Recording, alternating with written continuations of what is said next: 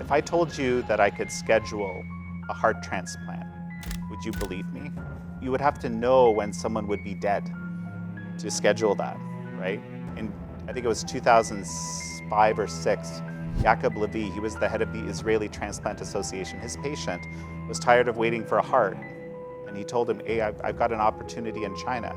And the Israeli they have socialized medicine. So they would pay for, the necessary operations. And like Jacob said, child of Holocaust survivors, no way this is possible. But the guy goes, gets the heart, comes back. He got it, I just got it done, scheduled as promised, right? And Jacob realized there's something horrible.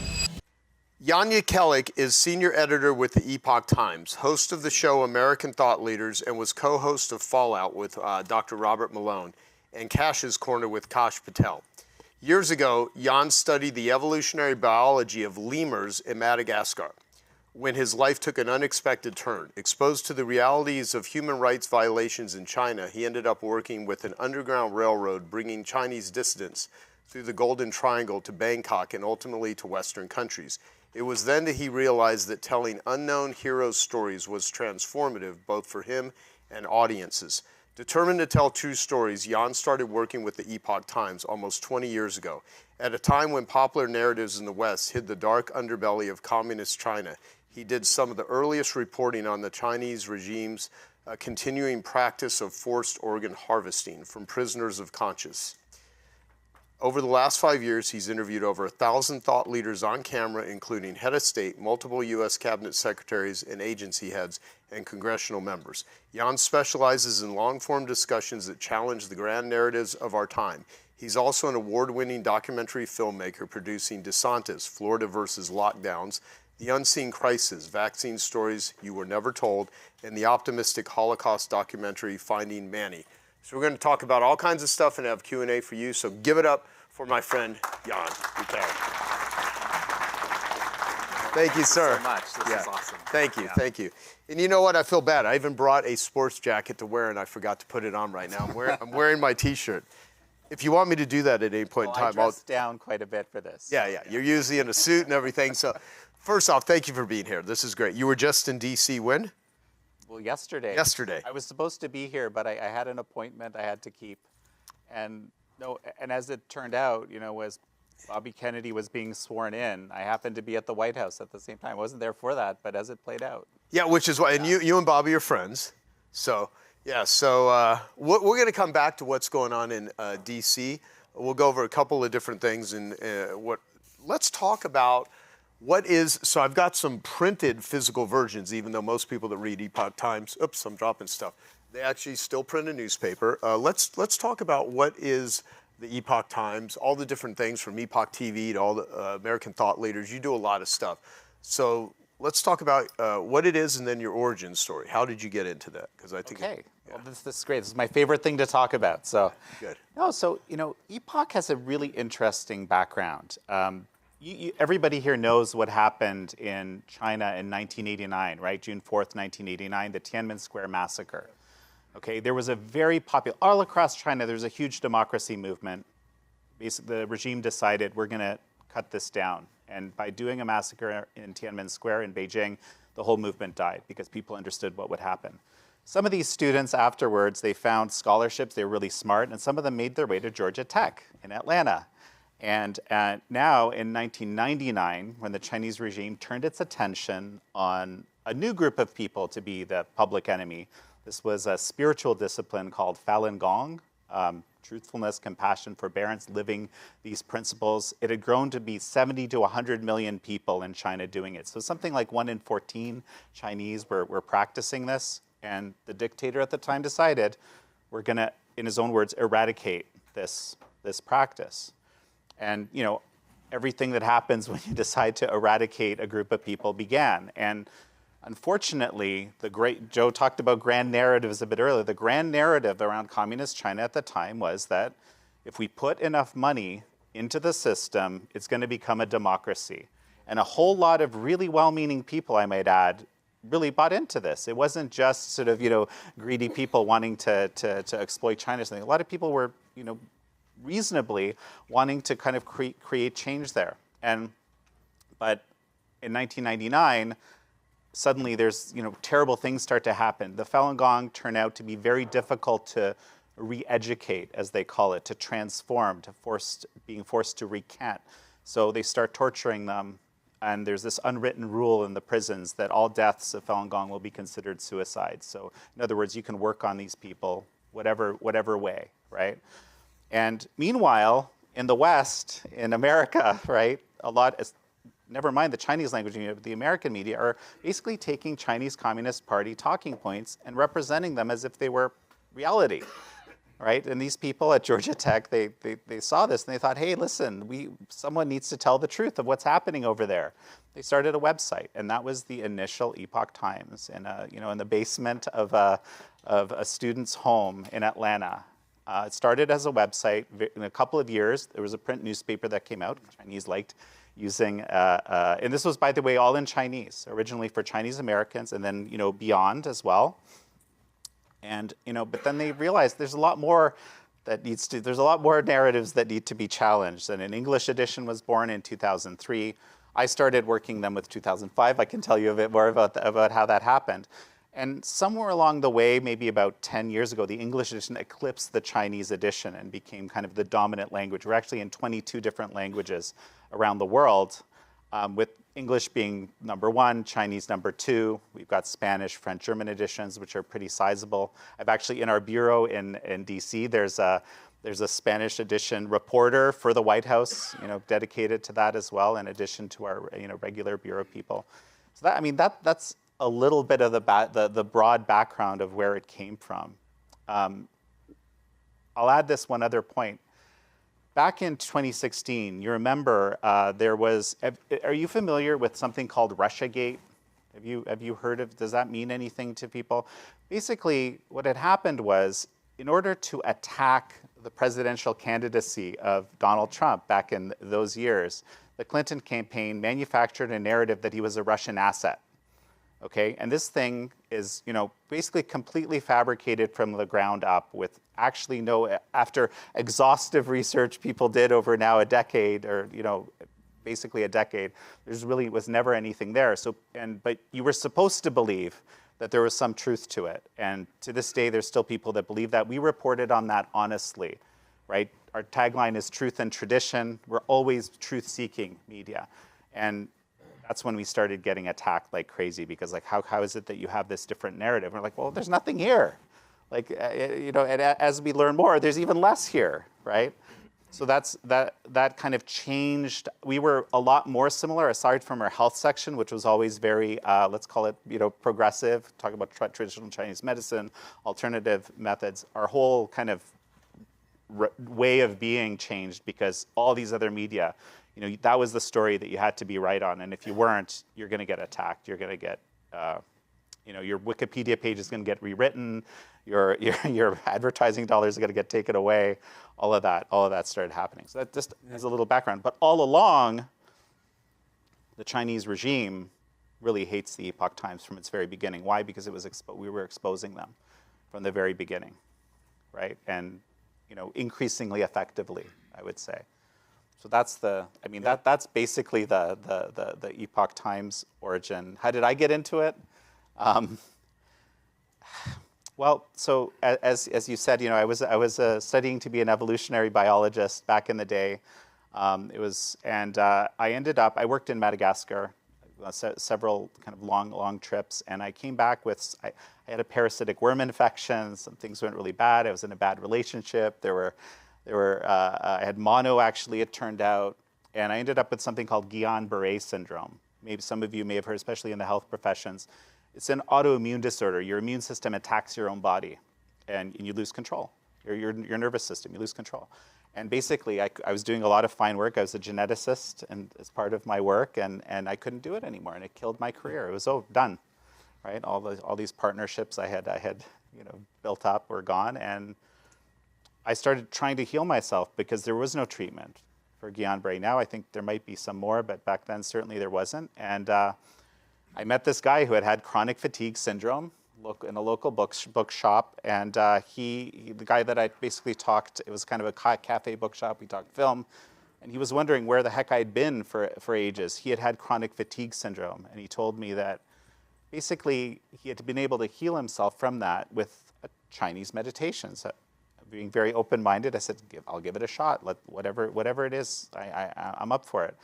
So, and started doing these slow motion movements, this meditation, and basically in 2 months, I went to see my neurologist, because the deal was if things start going badly, I'll go see them, I'll check myself back in the hospital, or if they get, but I have to go for a checkup, and she told me I was in complete remission after 2 months. Wow. And this whole, the experience was fascinating, because I started doing it, and I did it seriously, because it really changed.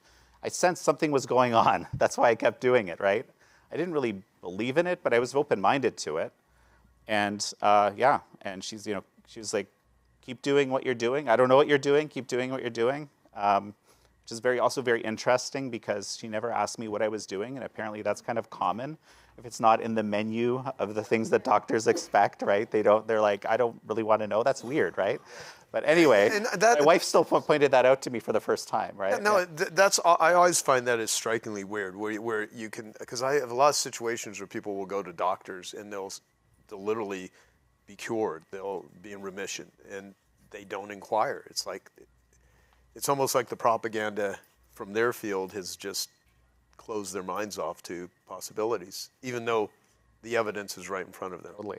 And the thing is, I didn't even notice that, because I've told this story to people, in various ways over the years. And my wife was like, the first person that asked this, did she ever ask you come to, and no, she didn't. That's interesting. The meditation was the Falun Gong. Okay, it's probably kind of obvious at this point. And I started learning about what it was, right? And then I realized there's this persecution happening. And actually, there was a postdoc. I was at University of Alberta, and in Edmonton, Alberta, in Canada. And there's a postdoc there his mother had escaped from China, and she had been tortured, basically. And I remember she was translating, this postdoc, Ying, was translating for her mother. And this woman's telling me, basically, that they gave her this piece of paper, and they said, if you sign the piece of paper, you can go home. But if you don't sign this piece of paper, we're going to work on you until you sign, right? And the whole thing was so, does that sound reasonable to anyone here? To me, it was really cosmic. My parents had come from communist Poland. That's why I have this unusual name, okay? I knew communism was bad. They escaped that. We had all these kind of weird family traditions in a way because of those realities. I didn't grasp it. But when this woman was telling me all this, I had this and I'm getting shivers up my spine right now, a transformative moment, because I suddenly got it. I knew about it in theory, but I didn't get it. I didn't get the sort of the twisted nature of the system. There's no justice in this, right? There's no way you can there's no way you could have done anything wrong if you can sign a piece of paper and walk away. That doesn't make sense, right? And it's this system, it's communism that's doing. And kind of in the process of all of this, I don't know, for those of you that have been in this situation, if you've ever,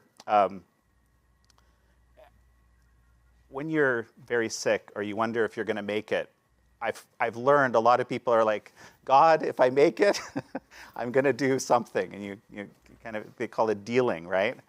And that's what I said. I said, what I knew to say, and I was basically you could say agnostic, I dedicate my life to service. And when this happened, I knew what my service needed to be, that I needed to tell these people's stories, that I needed to help them, right? And that put me into human rights work. I know our clock is running here, so I'm not going to give you... Well, no, it's okay. We're going to do Q&A too, so we can go longer. But Hey, I hope you're enjoying this video, and I want to let you know that I have a new book that's come out, and if you'd like to get it absolutely free, there's a link below in the description, or you can wait till the end of this video, or you can simply go to joesfreebook.com and you can get a copy there. Yeah, I mean, so basically we went, my wife and I was always a good writer, I was a good grant writer, that's how I was able to do all these projects. So I took that and I started, writing these people's stories. We got really good information from China.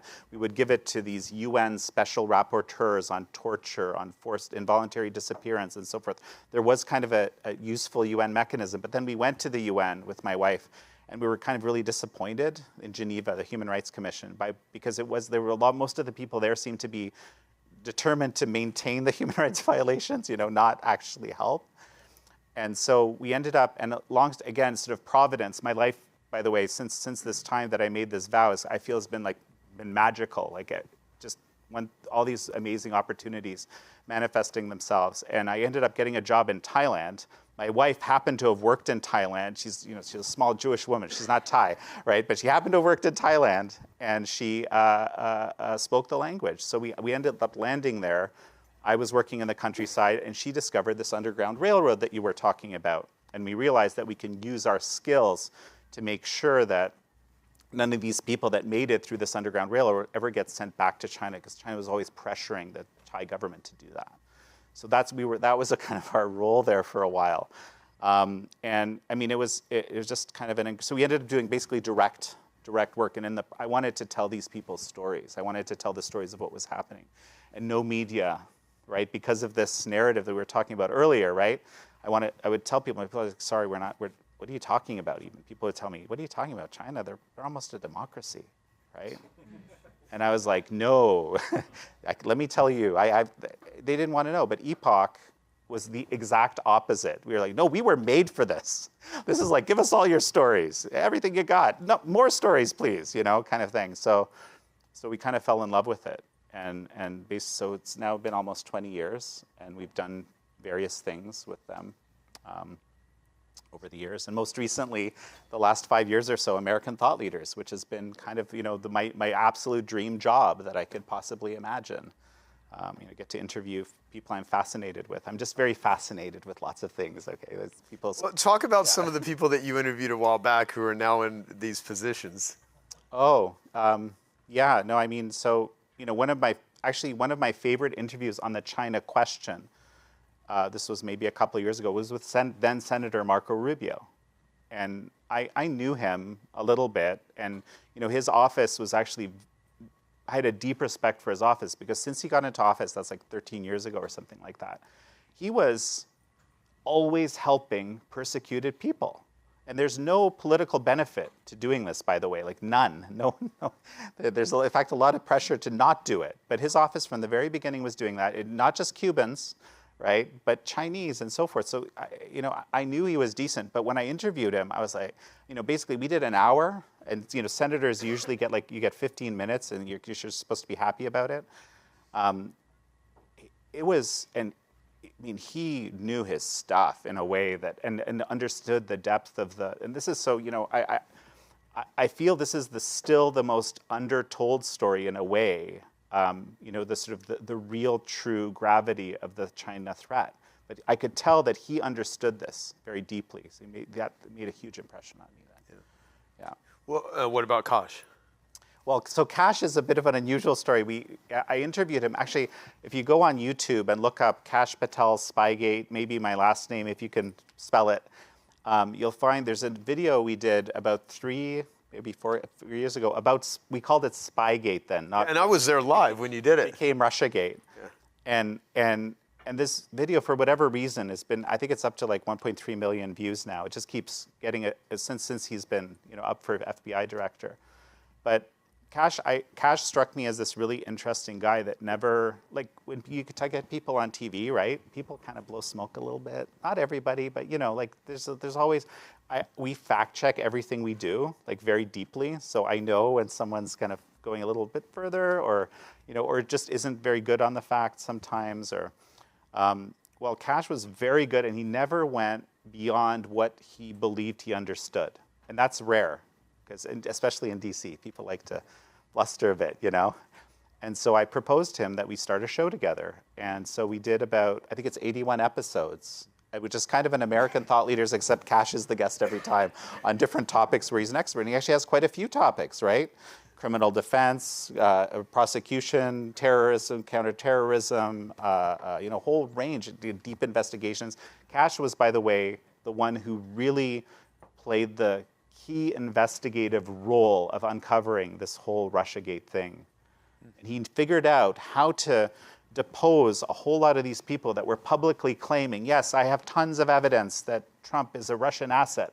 But when asked the correct questions, unfortunately in a skiff, so this was it was years before this actually became public, 100% of those people admitted they had zero evidence. That's what he was able to do. So anyway, it was a ton of fun. And then he became more involved in the campaign. And we're a 501c3. We're not we don't take sides. We don't pick political candidates. So as he became very let's get Trump elected, we had to pause the show. And then now if he does get confirmed, probably we won't continue the show because he'll have more important things to be doing.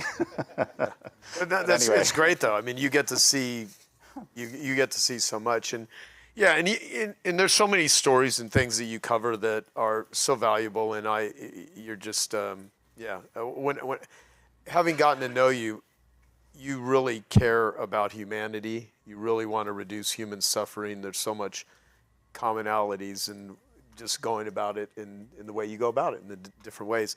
So let's jump into a topic that I often don't get into. 10 years ago, at least 10 years ago, I interviewed a Falun Gong a meditator who was basically captured, thrown in prison, tortured. I never released the interview, which I had challenges, and I had to make a really tough judgment call saying, I didn't feel there was enough momentum, and maybe there's something that I can do in the future. For one, if I release this interview, I'll probably never be able to step foot in China. And maybe that'll happen now with this interview. We'll see. But basically, it's horrible what has been done to so many people, and no one knows about it unless they're in the know. And that's not most people. And I know you have been at this for a long time to expose some of these horrific things that are happening to people. So, some stats here at the moment. Communist China's murder for organs industry, estimated to be valued at $9 billion annually, continues. So I'm going to ask you about how does it work. So can you explain how the organ harvesting industry in China operates? Like, who are the people being targeted? Why is this practice still ongoing despite international condemnation? It's happening. So explain this, because I think some people be like, what are you talking about? Is this real? Yeah, I know, and I still come across people that have. I remember there was a film called Coma years ago that was kind of in this vein. Another film called The Island, which is more of a sci-fi thing with some really A-list actors. But yeah, so once you become a public enemy in communist China, there's whatever vestige of your humanity was left from the perspective of the regime. You're just material, and that's actually kind of written in a few places. It's a very weird, twisted way to look at things, but basically, there was this huge effort to demonize these people in the eyes. Because, by the way, Falun Gong practitioners, very healthy, right? Like, people had the kind of experiences that I did, right? It's nonviolent, right? They kind of felt like it would be an easy target. In communist regimes, there's always an enemy, right? To keep everyone in line, making sure they don't become that. So they had to kind of convince the populace that these people are evil, because it's hard to turn in your neighbor when they seem like a decent person. So there's this whole kind of demonization campaign that happens. And when that happens, and then there's this piece of, you're no longer, your humanity isn't really worth anything anymore. I think some very evil person, and I have a theory about who this is, but I'm not going to say because I don't have evidence, but thought, hey, listen, we can monetize this. We just put 1 million people in the labor camps and prisons, right? At least. I mean, we don't know the exact numbers, right? And these people are very vulnerable too, because they're not giving up their names, because if they did, maybe their family member will get taken in and stuff. So they're kind of keeping quiet. And meanwhile, they're just starting up their organ industry, right? It's just they're just starting to build, they're starting to learn. We have all that evidence exists. By the way, on this point, I'm not going to be able to give you an exhaustive picture, but there's something called the China Tribunal, the chinatribunal.org. This group, chaired by Sir Jeffrey Nice, who was the guy that prosecuted Slobodan Milosevic back in the day, he created a people's tribunal where they assessed all the evidence around this, and they found definitively that this is happening. You can check out the evidence for yourself, because I'm not going to be able to give you the whole picture here in its entirety. But the bottom line is that, well, listen, if I told you that I could schedule a heart transplant, would you believe me? right? Someone has to, you would have to know when someone would be dead to schedule that, right? In, I think it was 2005 or 6, Jacob Levy, he was the head of the Israeli Transplant Association. His patient was tired of waiting for a heart. And he told him, hey, I've got an opportunity in China. And the Israeli, they have socialized medicine. So they would pay for, the necessary operations. And Jacob said, child of Holocaust survivors, no way this is possible. But the guy goes, gets the heart, comes back. He got it, I just got it done, scheduled as promised, right? And Jacob realized there's something horrible. So this is just one example, kind of an anecdote that gave us a hint that this kind of stuff is happening. Because there's no ethical scenario where that could have happened. Okay? There were allegations that there was a camp where people were being held. Turns out there was a lot of camps with hospitals associated with them. And so what happens is, as the Falun Gong persecutions begins in 1999, right, the whole organ transplant industry in China skyrockets, and Chinese hospitals are advertising in America, all over Asia, Taiwan, Seoul, all these places, but also in America, we can get you a new heart, new kidney, new liver in a couple of weeks. 2 weeks, right? That is very attractive to people that have been waiting for years for an organ and they can't get it, because in a civilized society, you have to find the right match, it has to be the right size, and someone has to have an accident and not be entirely dead, just brain dead, right? Because if you can't transplant from a cadaver, at least most organs. So, people started doing this, and they would tell those people that it was a death row prisoner that was being used, because there's actually people that went in and tried to investigate this. This is what they were told. And and we're talking something like 60 to 100,000 transplants a year since the early 2000s, right? So we're talking still going on. And what's really interesting, there was this New York Times reporter named Didi Tatlow, who I'll always have the deepest respect for. She was a Hong Konger, looks like an Irish girl, okay, but she speaks perfect Mandarin. She went to a meeting with the head of the Chinese CDC, Huang Jifu. I think that's right, that's his name. And he was just announcing that we stopped our practice of sourcing from prisoners, right? And some doctors go up to him, and she's there, right? And start saying, hey, really, we stopped sourcing from prisoners? When was that? And, so she hears this. And, the way I read it anyway, and she's very, very humble person, but she got the story, just the idea that this could be happening into the New York Times. And this was a big deal because if it's in the New York Times, it has some gravity. At least that was the case back then. But then she got kind of pushed out from the looks to my eye, even though I don't know if she would say that exactly. But so I might add, the New York Times, I have to mention this, since 2001, they were actually blocked in China, right? And Salzberger and a team of his editors went to China, interviewed Jiang Zemin. And since that time, on this issue, and Jiang Zemin was obsessed with this Falun Gong question, he was the one that started this whole persecution. Since that time, the New York Times has not done a single reasonable story on the question since 2001. Just FYI, right? So this is the broader picture.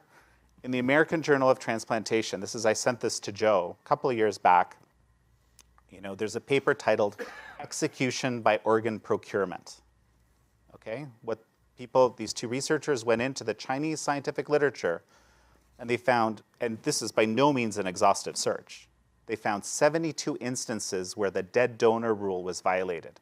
In other words, and the way I read this, right, what that means is that the method of that person was killed or died was by the organ extraction itself, okay?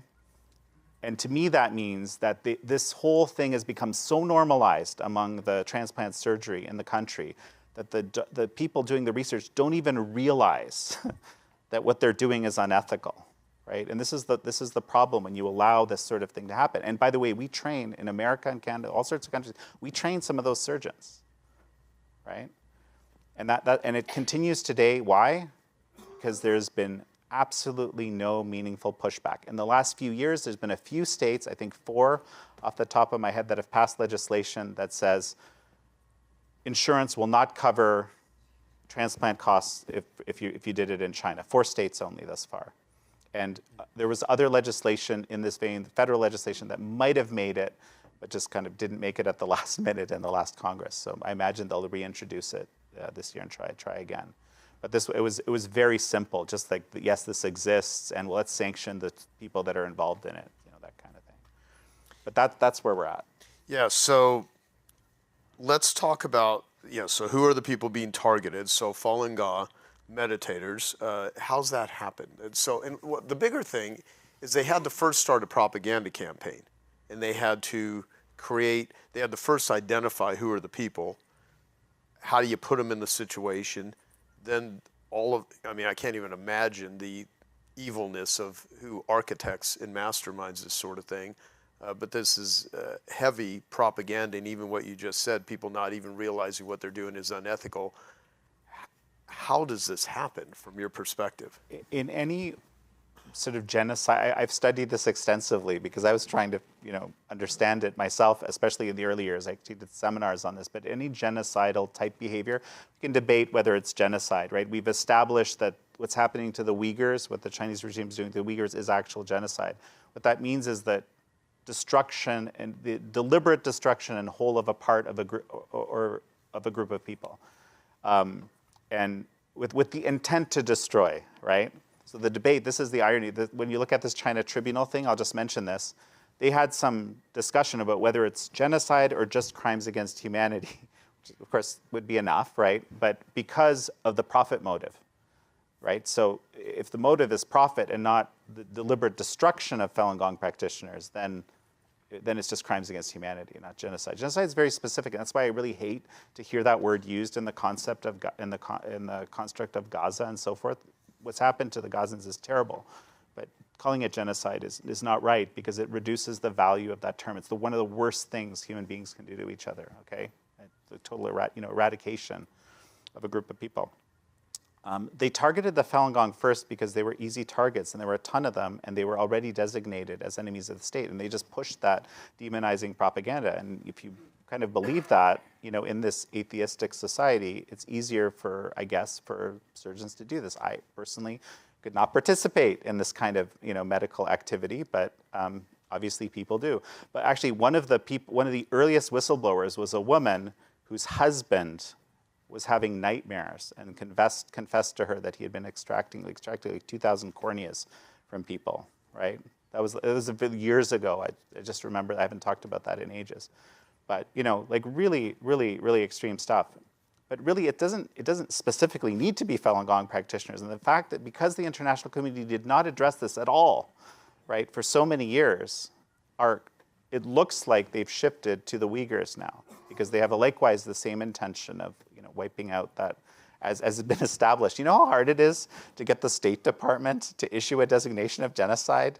That was an unbelievably difficult lift, right? There's so much extreme resistance to that ever happening. They did it the last day. I think they did it the last day of Trump 45, right? But I mean, it's very serious, right?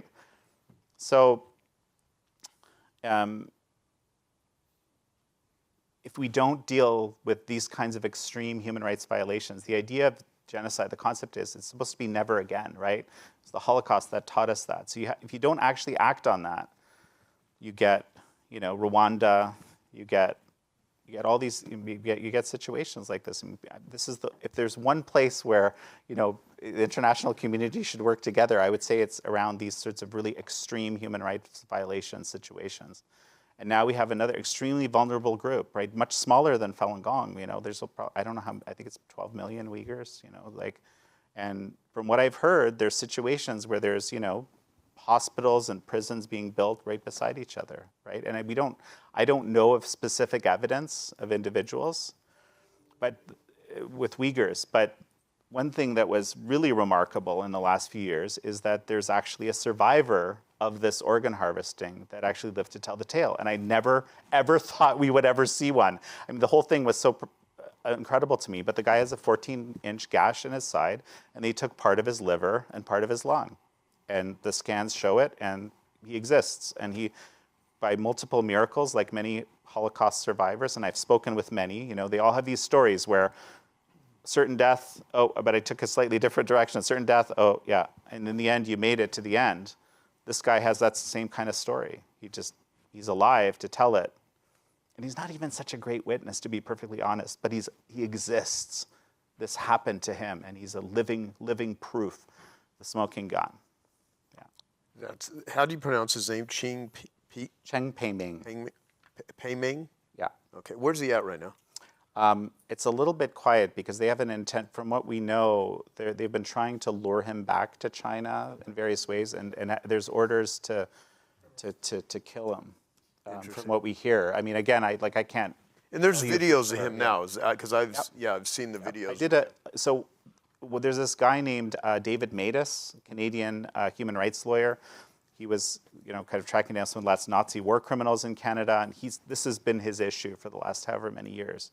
He called it an evil yet to be seen on this planet. And I have one of my I think probably most recent interview on this issue is with him talking about his interviews with him and how he understood, how he explains all the craziness around this guy even being alive, and also some of his own testimony.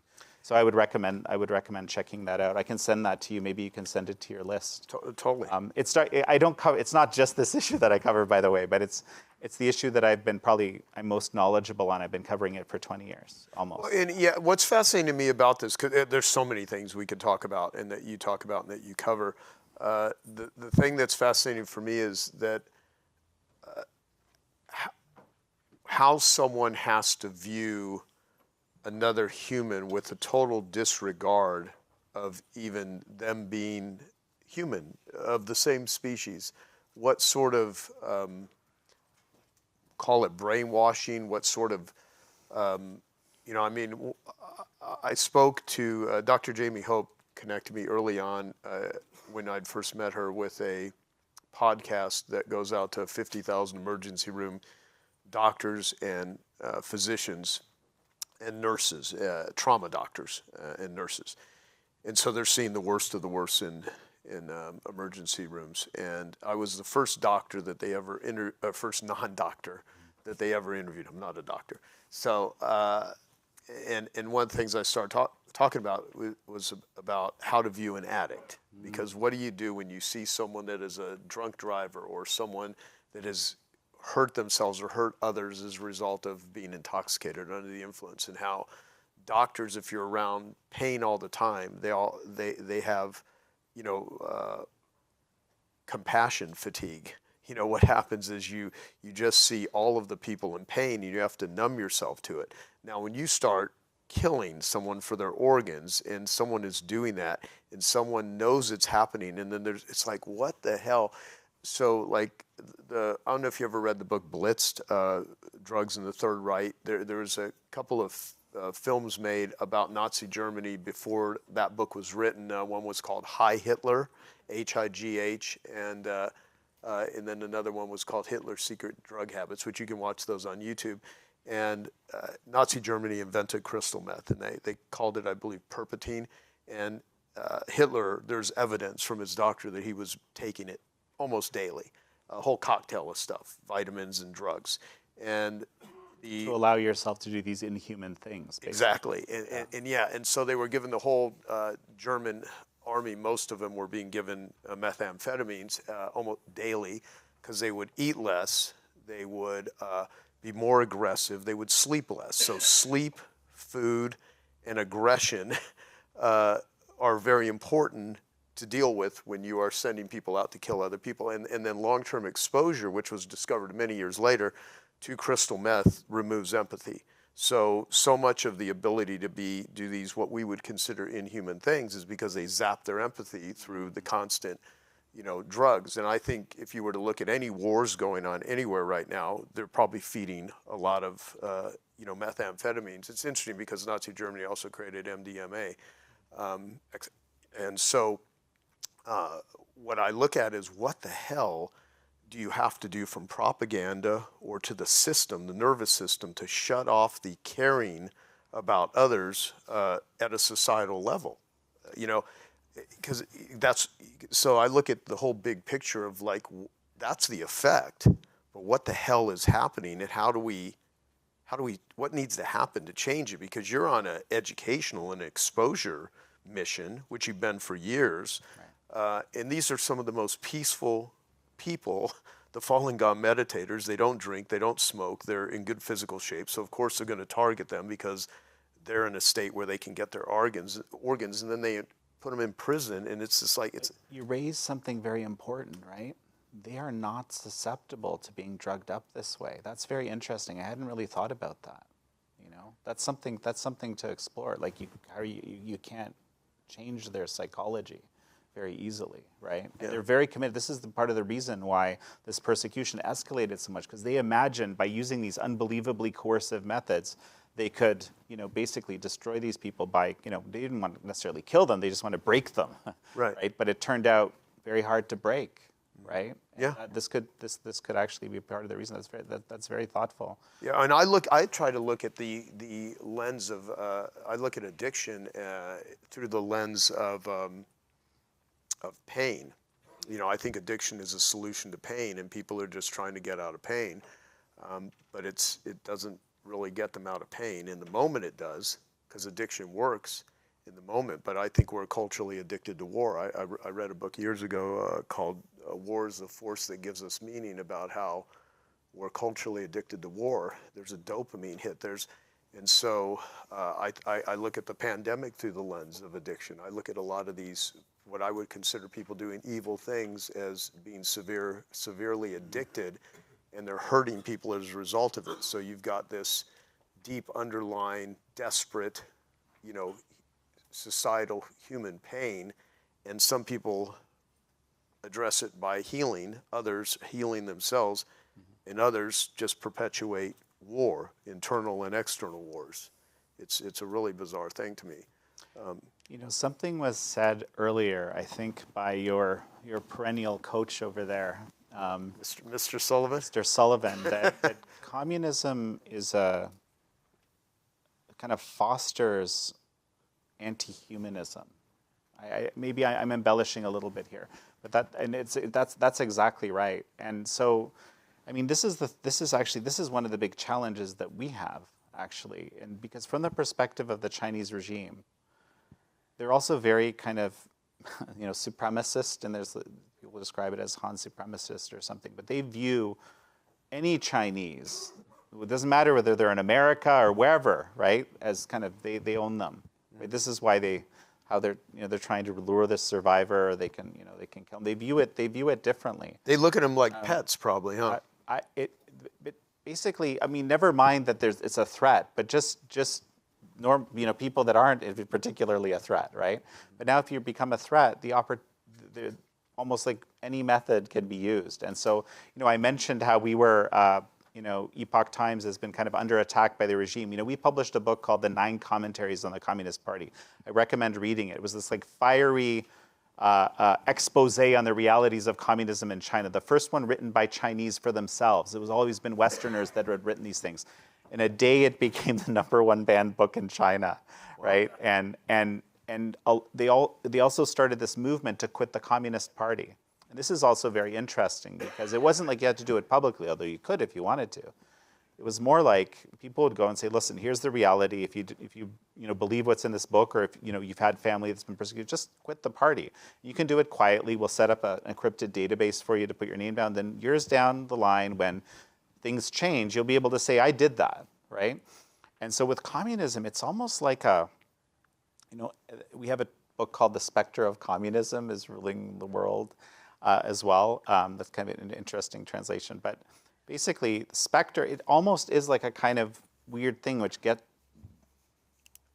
possesses your mind, if you will, right? It's a very particular ideological way of thinking, and I think that's part of what allows for some of these incredibly inhuman things to happen in every communist society that exists, right? Yeah. And so, but that gets extended because they have this view that if it's whatever's overseas is kind of ours.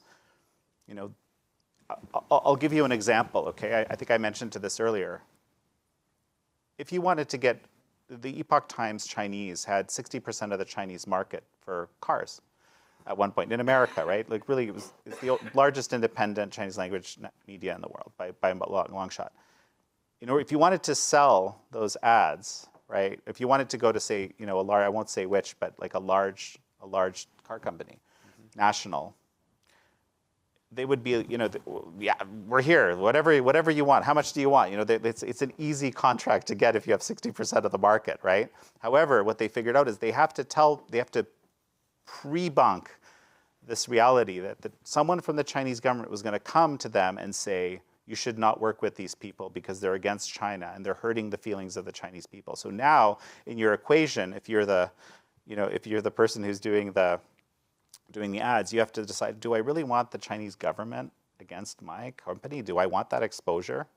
So, let's just say they lost a lot of business. There were still some that did it, right? But they had to tell people ahead of time. And so, the thing that was really most terrible in a way is that when we became kind of well known for publishing these, counter-narrative reporting on, say, Russiagate, and a whole bunch of other things that followed, because so many media in our country became not truth-seeking, and we could discuss why that happened, but more kind of what I call narrative enforcement arms. It's like, Americans started attacking us, right? And we got all these hit pieces. In 2018, NBC comes after us. And this is the thing that drives me insane. Okay. They took the CCP's talking points. They couldn't attack us because we are very good on the facts. Just like I fact check all my episodes. Like everything we've done is aged, as they say, aged very well. They can't really attack us. What did they do? They attack the Falun Gong. They say, oh, these guys are actually just some kind of weird thing, maybe cultish, And this is how you demonize people over time, right? And so that's the narrative that they create against you guys. 100%, and not just us, against Shen Yun. How many of you here have seen Shen Yun? So if you haven't, please see Shen Yun at your earliest opportunity. If you've seen it, you know why. Talk to your friends about it, okay? It's a beautiful show. Traditional Chinese dance. It was almost destroyed during the Cultural Revolution in China. In upstate New York, they created a dance school, and over years, they built basically 8 companies with full Western mixed with Chinese orchestras that travel the world, million audience a year. This is it. Yeah, Thank you very much. Yeah, so okay. It's SHENYEN.com. And this year, what's been happening with Shen Yun? Bomb threats against theaters, death threats against dancers, lawfare of a whole variety of sorts. They even, they tried to bribe IRS officials. These people actually got charged and found guilty, and they're in jail. They tried to bribe IRS officials to basically take away the tax-exempt status of Shen Yun. And now there's kind of crazy lawfare happening. And this is, so actually, this is something I wanted to mention. In 2003, they, out of the Sun Tzu tradition, Sun Tzu, you're familiar with the art of war, they developed something called the 3 warfares. 3 warfares is psychological warfare, public opinion warfare, and lawfare, or legal warfare, okay? And this was the method that they're going to basically go after whatever they perceive to be problematic in the West. Okay, so since 2003, this has been the People's Liberation Army's tactics, if you will, of attack. Because a lot of this is about attacking, Xi Jinping has called a people's war against America. I don't know how many people know this, but publicly he says, we are in a people's war against America for some years now, right? These are some of the tactics. So what do? They do lawfare against the Epoch Times, lawfare against, because lawfare against Shen Yun, lawfare against basically anything remotely that's damaging to them in such anything that's effective. I mean, basically, is what they dislike the most. But that's kind of the reality. And what we learned recently through a dissident in Australia is that, who still has links in there, some high-level contacts, is that they elevated in the last year, this whole, destroy the Falun Gong, destroy Epoch Times thing to the level of the Minister of State Security. And that's why there's this kind of barrage of attacks and through all three warfares in media. And the New York Times most recently actually has written, I think it's like 12 articles in 5 months trying to demonize exactly this show. So if there's any reason why you should go see it, it's because the New York Times is trying to destroy them. And it's really sad. The way I read it, right, is that there's people who, and I feel responsible in a way because there's people that didn't like what the Epoch Times was doing, telling the truth when it was extremely inconvenient for people telling a lot of falsehoods. And the Chinese regime saw that and said, hey, 3 warfares, baby, here we go.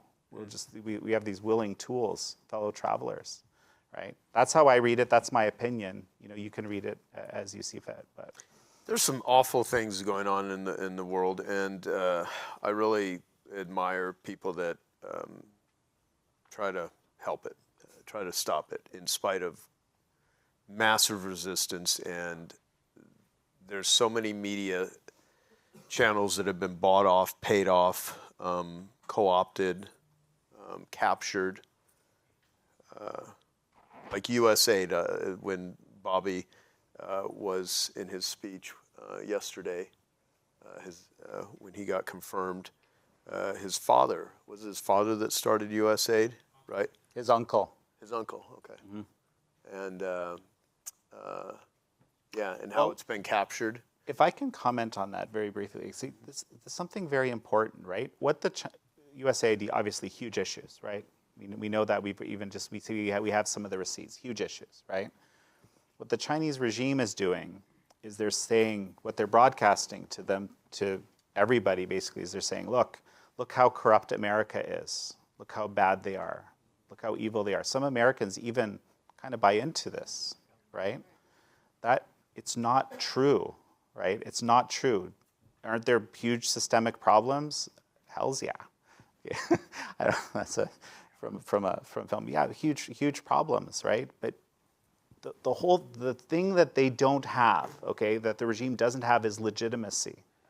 And their whole construction is around basically trying to confer legitimacy for themselves by taking it away from what remains the freest country in the world for people, right?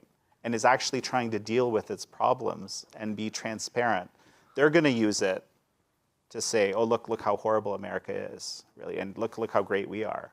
So I hope there's some way to, aside from Epoch Times trying to explain that reality, yes, there's huge problems. This is actually a testament, the fact that this is happening with USAID, it's a testament to the success to the success of this system, not the other way around, which is how they're going to sell it, right? It's a huge narrative battle happening right now.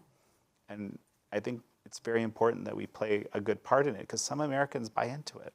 And I'm very concerned about it because they haven't seen what real evil looks like, frankly, which is what we've been talking about today, right? Yeah. And I mean, look, the reason I wanted to talk about this topic out of all the others is I think, how many of you until now had no idea about this? Just literally had no clue. How many of you were aware? Okay, yeah. And all Epoch Times subscribers? No. I mean, so how does one subscribe to the Epoch Times? I'm going to come back and ask you about DC, and we're going to do Q&A. We'll do some questions from theepochtimes.com. There's a big subscribe button. And by the way, we did a very, very extensive audit recently. Not that our cash flows are very difficult to track, but because of some of this lawfare to protect ourselves. We are 95% funded by individual subscribers. That's where our money comes from. A little bit from larger donors, maybe 2 to 3%. A little bit from advertising, 2 to 3%, but mostly, and I think that makes us by far the most independent news organization in this country, like by a margin, I would guess. That's great. Really, that's awesome. So please subscribe. And that would not be happening if the people did not like what you do. That's 100%. And on one more thing, okay?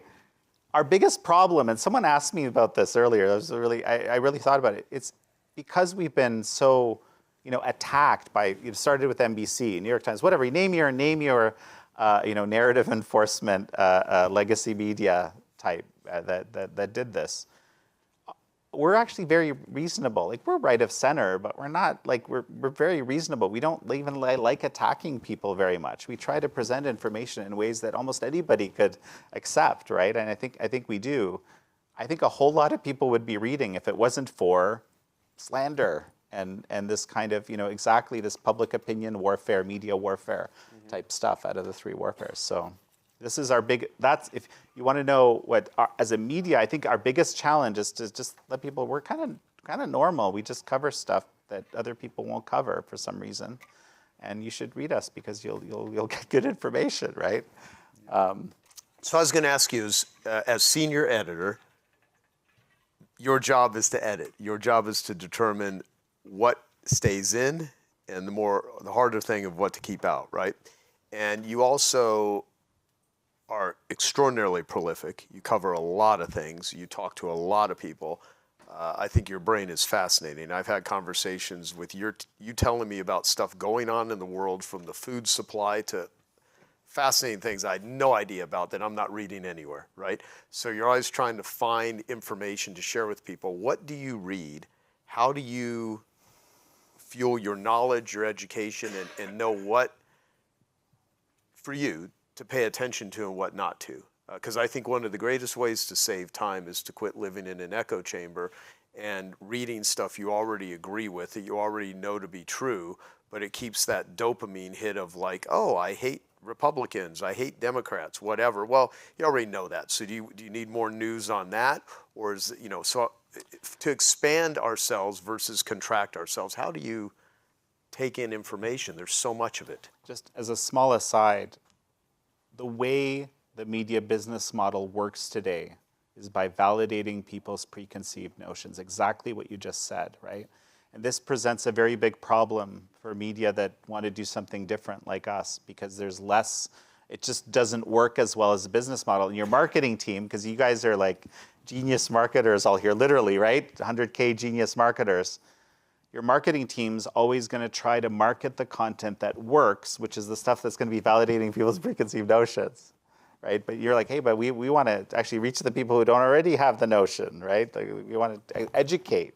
Right, this is kind of part of the purpose, right? So, if anyone has ideas on how to have a successful business model that doesn't involve validating people's preconceived notions, which is what almost every media does today that is successful financially, I would love to hear about it, because that is something that has not been figured out, and we need it. And I worry if it goes the other way, we're going to have a huge problem. Like, because we can't talk to each other. We have such different ideas. We're going to fight each other. That's what's going to. Anyway, you just talked about another one of my favorite topics. So that's why I had to jump in. How do I decide? Well, first of all, people send me. You should see my office. I have I have stacks of books everywhere, and so I've got a lot going on there. I've come to find that I look for people who are, sort of experts in areas. And one example of this actually would be Dr. Robert Malone. Some of you might be familiar with him. So he's a good friend. We did a show together. He's great. But Robert, the thing about him that I really like is that, of course, he arguably developed the technology for mRNA vaccines. A lot of people have a lot of opinions about that, pro and con, and he's kind of not happy about the way it's being used. But his area of interest, right? He's a medical doctor. His area of interest is very broad, and he became most interested in this psychological warfare that we've been talking about and actually protecting ourselves against it. He's a very broad range of issues. So I've sought out people like Robert who are experts in a field, because I know I can go to him for certain topics, but also have this expansive level of interest. Like, Joe, you have a very broad area of interest as well. And of course, marketing, I don't know how many people are better than you. I'm not an expert on this, but my point is I like that. I try to surround myself with people who are like that, who are both, subject matter experts, so to speak, but also have this broader interest. So I'm always getting these, hey, did you see this? Check this out. We're even in a little group of about 5 people, right, that does this with Casey Fleming, who actually, I saw someone in here also has him on their LinkedIn. Yeah, we had him come to Genius Network, and he's Casey is one of these people who understands the China threat extremely well. I would, recommend inviting him often. But yeah, I'll have to have him come back. Yeah, we're on a thread together where it's great though, because you have these, as you say, subject matter experts that just present you with stuff that just cuts through all the crap and says, here's what's going on. Yeah. So that helps me a lot. And a lot of it is just, sometimes just digging a bit. I usually, I'll do it. I'll say I use X a lot. I find there's a lot, you can fall into echo chambers on X, but there's a ton of varied information on there that's except you don't want to get into like just spending hours on it, because it can be, I think I'm a little addicted, to be perfectly honest. I think that's the one thing I have a bit of an addiction to. You're in the news business though. Yeah. I mean, I could understand that. So yeah, I mean, it's just sourcing what's going to give you, the awareness that you need. Okay, I hope you found that video awesome and useful. So if you want to get a free copy of my book, I want you to click here. And if you want to watch some more videos that'll be useful and awesome, click here. Go ahead. They're over here. Do it now. Come on. Thank you. Watch them.